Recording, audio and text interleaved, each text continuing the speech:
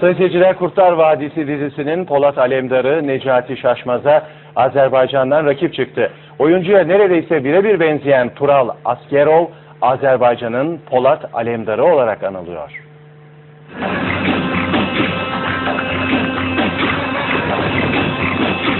Görüntüler sizi yanıltmasın. İzlediğiniz sahne Kurtlar Vadisi dizisinden alıntı değil. Zaten görüntülerdeki kişi de Polat Alemdar, yani Necati Şaşmaz değil. Show TV'nin reyting rekorları kıran dizisi Kurtlar Vadisi yalnızca Türkiye'de değil, yurt dışında da büyük ilgiyle izleniyor.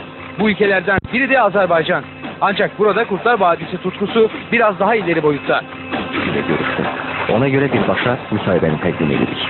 Azerbaycan'da yaşayan Tural Askerov tam bir Necati Şaşmaz hayranı. Üstelik oyuncuya neredeyse tıpatıp benziyor.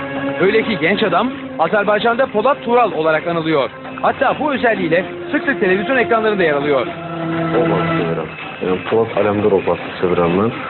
Və o obrazı mənə çox sevdirən, ən çox sevdirən cəhətlərdən birincisi Polat Alemdar'ın vətəndaş sevgisidir. Tural Askerov Azerbaycan'da Polat Alemdar gibi geziyor, onun gibi giyiniyor ve elinden tesbihini hiç düşürmüyor.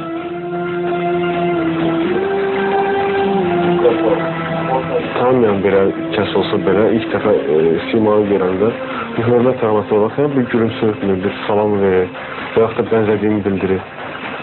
Belə hallar olub. Hər şey ziyanlı tərəfini görməmişəm. Azeri Polat'ın en büyük hayali ise bir gün gerçek Polat Alemdar'la tanışabilmek.